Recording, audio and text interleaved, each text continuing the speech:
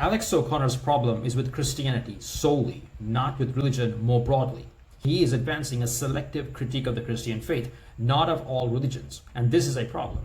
So Alex O'Connor, as many of you would know, is a very prominent critique of Christianity. But really, if you think about it, what he's really trying to do is to attack Christianity. Of course, he's using seemingly sophisticated points, he's very articulate, and also importantly, he has tried to, at least historically, distinguish himself from the new atheists. Many of his early videos were how the new atheists, what they got wrong, etc.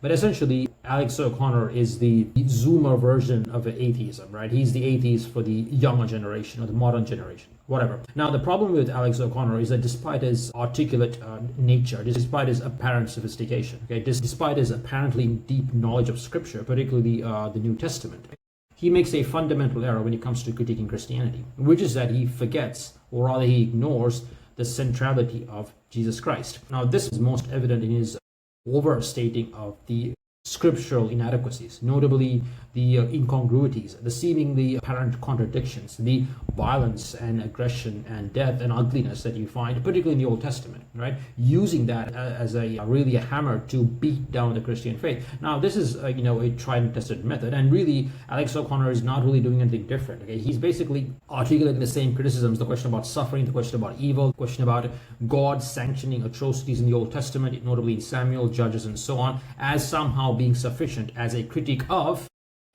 Christianity. Now, you need to be clear, the Old Testament, as I mentioned in the last video, is not Christian. It's effectively Judaism. So frankly speaking, he's better off directing those concerns towards people of that faith, not us. As it happens, we Christians have the Old Testament. There are deeper reasons for it. Okay, it essentially serves as a mythos for the Christian faith. It is not doctrinally binding. Okay, not in the way that he thinks it does. And it seems to me that Alex O'Connor is not really trying to put forward this, sophisticated criticism of religion. He's not being a skeptic of faith more broadly, but rather he's a critique of Christianity, single-mindedly. Okay, it's a bit like Bill Maher. Bill Maher is very critical of religion, but there are certain beliefs that he does not criticize, if you get my drift.